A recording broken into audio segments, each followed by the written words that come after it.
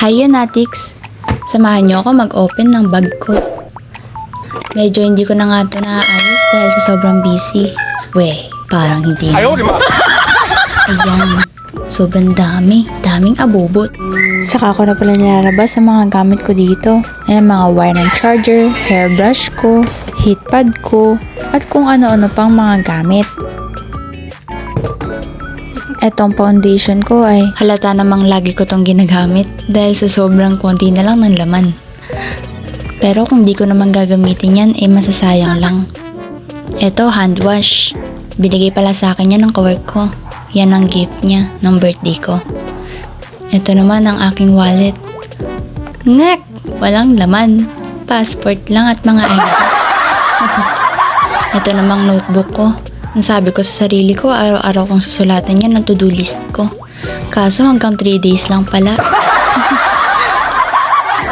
Ayan, foundation na naman. Kaso hindi ko ma-open yan. Pinagkahagis ko na lang mga gamit ko dyan. Ayan, bluetooth ko. At syempre, ang power bank. Hindi mawawala rin yan.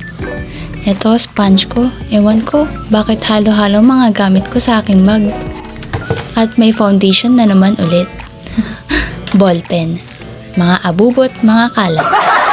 Kaya sarili ko, hindi ko na mahanap yung screen niyan, kaya ewan ko bakit nawala. Ayan, kinakalkal ko na lang kung meron pang ibang natirang gamit. Next naman na yung sa isa. Ayan, o-open ko na. Ay! Sobrang dumi. Grabe naman yan. Parang ilang taon nang hindi nalinis. Kawawa naman ang mga makeup ko dyan. Na-cover na ng mga lipstick. Di ko alam kung lipstick ba yan or ano. Pero mamaya makikita ko rin kung anong dahilan. Ayun, mukhang nakikita ko na ang dahilan. Ayan na, ang dahilan nga. Nako, nasira pala ang blush on ko. Kaya ayan, nagkagulo-gulo at nagkalat ang blush on ko. Lahat ng parte ay meron. Pero lilinisin ko naman yan mamaya. Pasensya na guys ha, ang daming asa sa amin. Sobrang ingay ng background ko guys. Sorry. Habang bino-voice record ko pala ito, ay natatawa ako sa sarili ko. Dahil hindi naman ako ganito magsalita. Parang ang cringe kasi para sa akin. Pero gagawin ko pa rin ang aking makakaya. Ay! Maingay! Pasensya na ulit guys.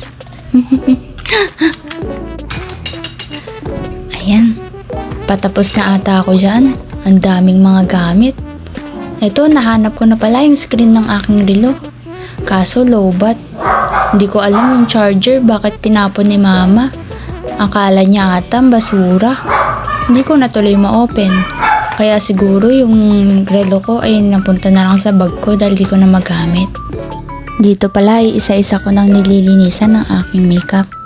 Nilalagyan ko rin ng spray ng alcohol para mawala ang mga bakterya. Kung makikita nyo guys ay marami talaga akong lipstick. Kasi gusto ko iba't ibang shade ang lipstick ko. Depende sa mood ko. Merong light, merong dark. Pero usually ang ginagamit ko ay dark red. Ayan, pinupunasan ko na lang lahat yan. Hanggang sa loob at sinisingitan para wala na akong makitang dumi. At para na rin hindi tayo magmukhang maduming tao. Hihi. Ayan, pang-anim ko na yung lipstick yan. Yung iba naman ay lip tint, lip gloss, at kung ano-ano pa. Dito pala sa part na to ay binilisan ko na lang para hindi kayo maboring guys. Ayan, linis-linis lang yung concealer ko, yung mascara ko, at pati na rin ang sponge ko. Ayan, pang eyebrow ko. Ayan, nilinisan ko na rin yung cause ng dumi. Di ko na itatapon yan kasi sayang naman. Ngayon, lalaban ko na ang aking bag. Careful nga lang pala ako pag nag-wash ako ng bag ko. Ginagamitan ko lang ng soft brush kasi baka masira ang aking bag at magtagpi-tagpi ang balat nito. Leather type kasi ang aking bag. Kaya kailangan ko mag-ingat sa pag-wash ng aking bag. At habang winawash ko ang aking bag, ay sinabay ko na rin ang aking mga sponge. Ganun lang din, Ibabrush ko lang din sila ng soft brush. Dito naman ay binlow dry ko na ang aking bag para mabilis siyang mag-dry. Wala na kasing araw kanina pa. Naghihintay ako sa araw pero wala talaga. Kaya nagpasya na ako in i-blow dry ito. Sinama ko na rin ang mga sponge. Dito pala inayos ko na lang ang aking mga gamit. Isa-isa ko na silang in-arrange para mapasok sa aking bag. Grabe pala, ang dami kong gamit. Parang hindi kakasya sa aking bag. Yun lang pala mga Yanatics. Sana nag-enjoy kayo sa panonood. Yun lang. Goodbye Yanatics!